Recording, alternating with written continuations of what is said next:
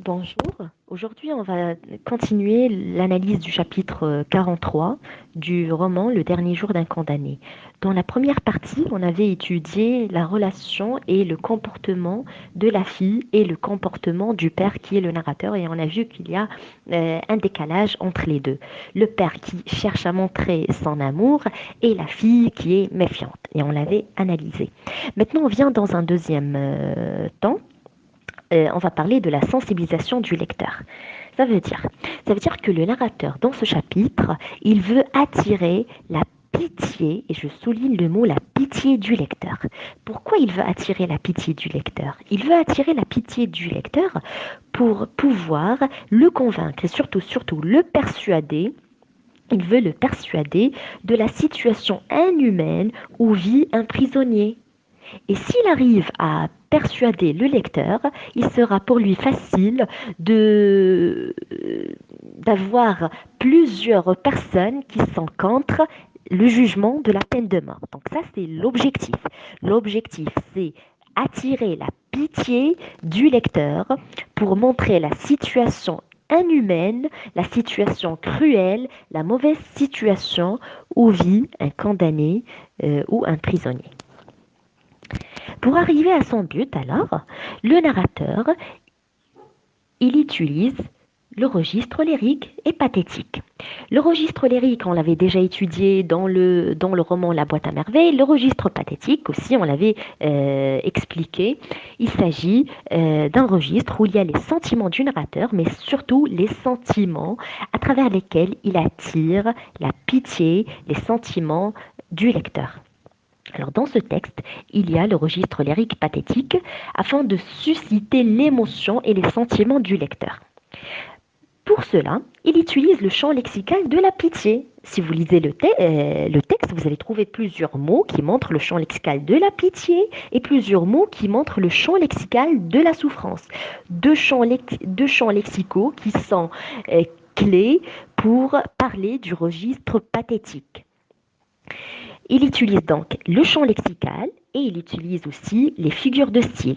Il y a deux figures de style qui sont vraiment trop utilisées quand on parle du registre pathétique. Il s'agit de l'anaphore. L'anaphore, on l'avait déjà étudié. Il s'agit de la répétition au début des phrases, la répétition du même mot au début des phrases. Et le deuxième, ou plutôt la deuxième figure de style, il s'agit de l'hyperbole, c'est l'exagération. L'exemple quand il a dit je vais la dévorer de baisers. Donc deux figures de style qui montrent que le narrateur, il est très attiré par sa fille, il aime beaucoup sa fille, il a un sentiment très fort envers sa fille et il insiste sur cela à travers l'anaphore. Donc deux techniques pour montrer qu'il s'agit du registre pathétique, deux techniques, et il y en a plus, qui permettent d'émouvoir le lecteur et d'attirer sa pitié pour voir l'inhumanité et la situation du prisonnier. C'est le champ lexical et les figures de style. Il y a d'autres techniques, on va les voir tout de suite. Aussi, donc ça c'est dans un premier temps. Dans un deuxième temps, le narrateur, il utilise dans le paragraphe page 106, il y a un paragraphe.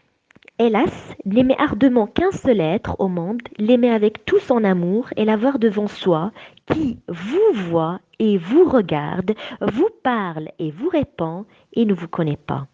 Ne vouloir de consolation que de lui, et qu'il soit le seul qui ne sache pas qu'il vous en faut parce que vous allez mourir. Ici, vous allez remarquer qu'il y a l'utilisation d'un pronom personnel.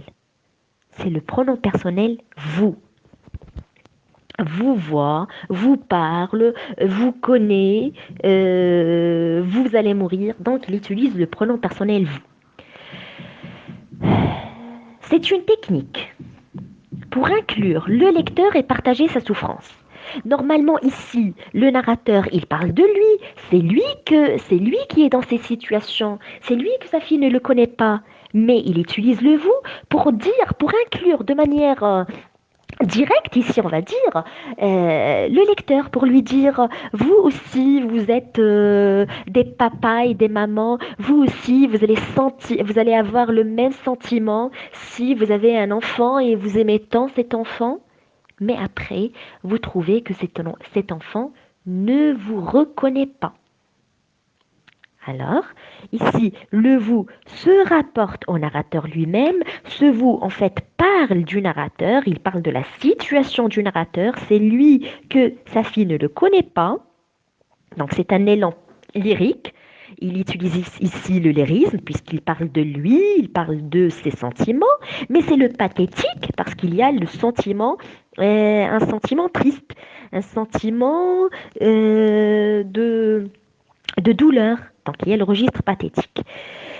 Il parle de lui, mais également il s'adresse au lecteur pour avoir un sens collectif, un sens général. Ça veut dire moi je suis un papa, ma fille ne me connaît pas, mais aussi vous, mettez-vous à ma place. Vous allez avoir le même sentiment. Vous aussi, papa et maman, vous allez avoir la douleur si votre fille ou votre enfant ne vous reconnaît pas. Alors, il veut généraliser la situation. D'ailleurs, c'est pour cette raison que le narrateur, dans le même paragraphe, il utilise le il. Il utilise le il quand il dit euh,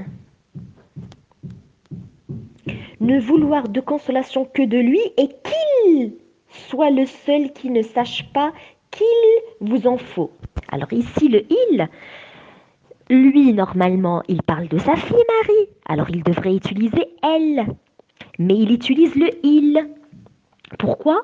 Pour généraliser, pour dire que je ne parle pas seulement de ma situation, moi, avec ma fille Marie, mais je parle aussi de vous avec vos enfants.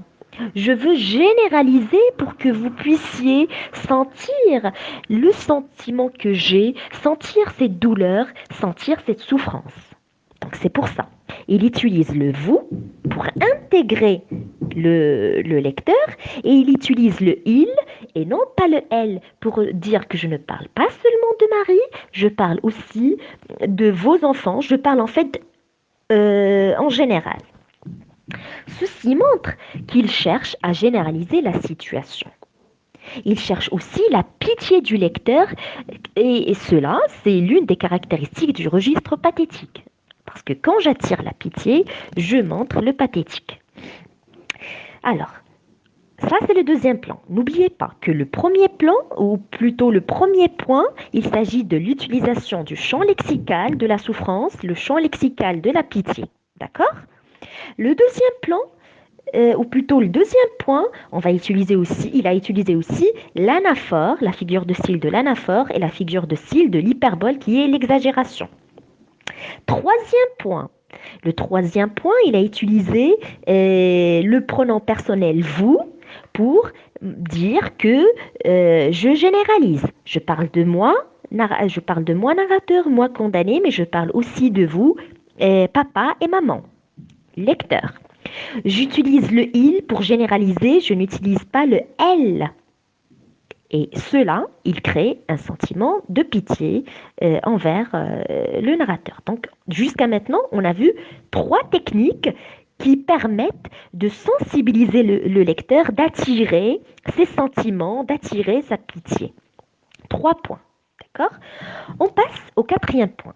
Le quatrième point, c'est la présence des points d'exclamation.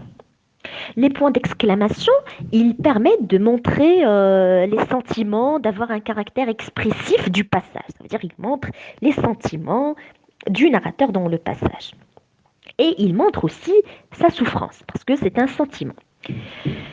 Ceci est renforcé par les expressions paradoxales. Donc on a les sentiments du narrateur qui sont évoqués par la présence des phrases exclamatives. Et on a les expressions, les phrases qui montrent, ou les mots qui montrent le contraire. Vous avez le mot embrasse, il l'embrasse, le narrateur il embrasse sa fille, qui montre l'amour du narrateur envers sa fille, sa tendresse, etc. Et en opposition, vous avez sa fille qui pleure. qui signifie le désespoir. Donc on a aussi le sentiment qui est indiqué par les points d'exclamation. Donc ça, c'est le quatrième point. Donc, trois éléments qui permettent d'attirer la pitié et qui montrent, ce sont en fait les caractéristiques du registre pathétique. Parce que dans le registre pathétique, il y a la pitié, je veux attirer la pitié du lecteur, je veux l'émouvoir, ça veut dire attirer ses sentiments. Qu'est-ce que je vais faire? Quelles sont les techniques? Les techniques sont les figures de style, le champ lexical, les phrases exclamatives, aussi les interjections, par exemple, il a utilisé hélas, et d'autres, OA, etc. Alors, le père souffre plus de la condamnation à ne plus être appelé par papa. C'est ça qui lui fait mal. Ce qui lui fait mal, ce n'est pas la peine de mort, c'est vrai. C'est vrai, tout le temps il pense à la peine de mort, c'est normal parce qu'il va perdre sa vie. Mais ce qui lui fait vraiment mal, c'est que sa fille ne le reconnaît pas. Lui, même s'il est condamné à mort, son espoir et son désir, c'était de rester éternellement, tout le temps, dans la mémoire de sa fille. Mais qu'est-ce qu'il voit? C'est que sa fille l'a déjà oublié. Et c'est ce qui fait vraiment mal au narrateur, plus que le fait de mourir. C'est un autre point qui permet d'attirer la pitié. Ça veut dire, il est déjà condamné à mort par les juges. Il est condamné à mort. Mais aussi, et surtout ce qui lui fait mal, il est condamné par sa fille. Pourquoi? Parce que dans le texte, on voit que sa fille déjà ne le reconnaît pas. Il a trouvé déjà l'explication, c'est normal. Il y a bientôt un an qu'elle ne m'a pas vu, la pauvre enfant. Elle m'a oublié, visage, parole, accent. Et puis, qui me reconnaît avec cette barbe, ces habits et cette pâleur? Donc il a déjà trouvé une excuse pour sa fille. Il ne l'a pas reconnue, c'est normal, parce qu'il y a déjà un an qu'il ne l'a pas vue. Il a changé son visage, ses paroles, son accent, tout a changé en lui. Donc c'est normal. Mais ce qui lui a vraiment fait mal, c'est les paroles de sa fille quand il a dit, bon, quand il lui a posé la question sur son papa, et la fille a dit, il est mort. Aussi une autre expression, il est dans la terre et dans le ciel. Et surtout, surtout, surtout, à la fin du chapitre, quand il a lu, euh, quand il a dit arrêt, quand il a dit le mot arrêt, qui était sa sentence de mort, la sentence de mort du narrateur. Alors le narrateur ici, il est condamné par les juges, mais il est aussi condamné par sa fille. Et c'est ce qui lui fait mal, le fait d'être déjà mort dans la mémoire de sa fille. Il est déjà privé de son existence. Normalement, il devrait être privé de son existence, de sa vie après sa mort.